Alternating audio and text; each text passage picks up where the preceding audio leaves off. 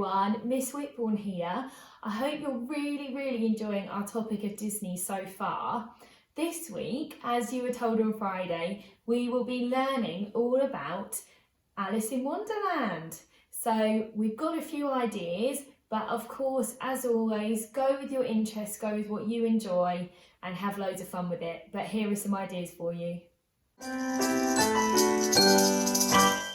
So you could design a new hat for the Mad Hatter, so that could be a 2D hat, or you could even try and make a 3D hat for the Mad Hatter, or maybe for one of your teddies or something instead.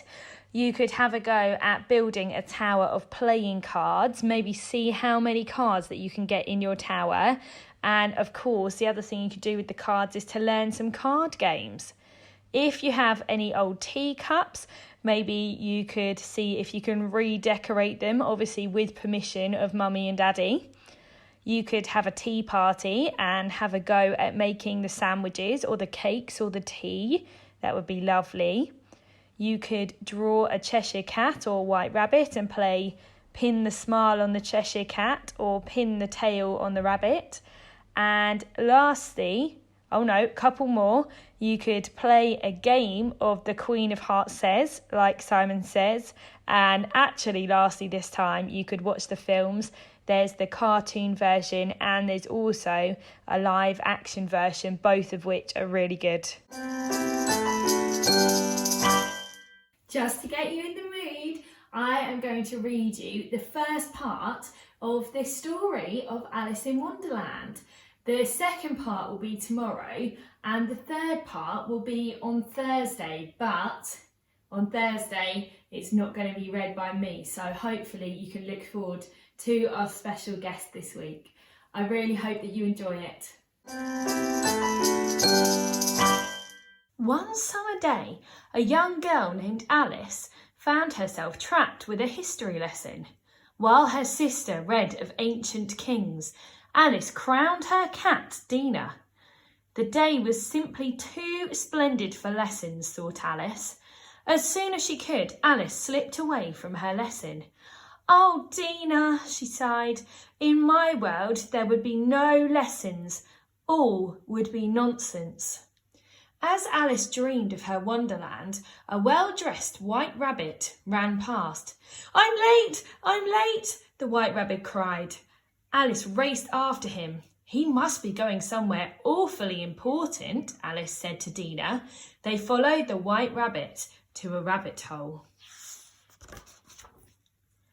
Alice squeezed into the rabbit hole, even though she knew she did not belong there. After all, she said, curiosity often leads to trouble. Alice's voice disappeared into a dark hole along with the rest of her. She floated down through darkness. As a lamp drifted past, Alice turned it on and looked about her. Curiouser and curiouser, she said. As Alice landed, a pair of white rabbit feet ran past her. Oh, wait, Mr. Rabbit, she called, and ran after them all the way to a little door.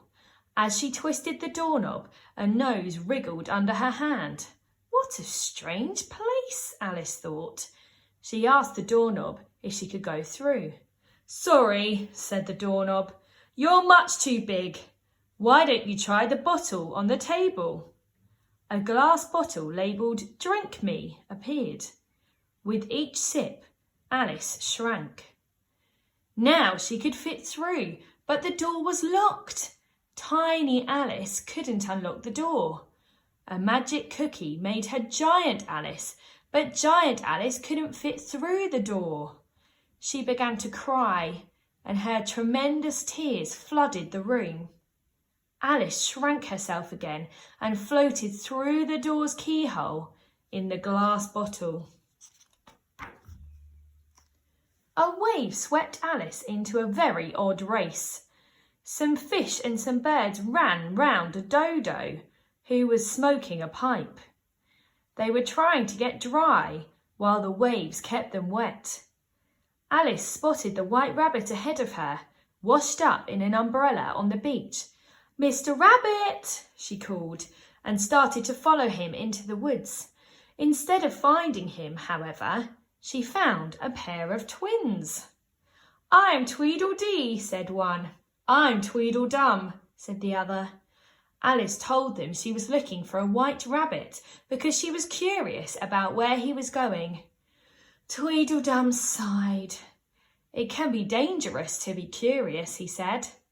"I'm sure you're right," said Alice, but hurried off to find the white rabbit anyway.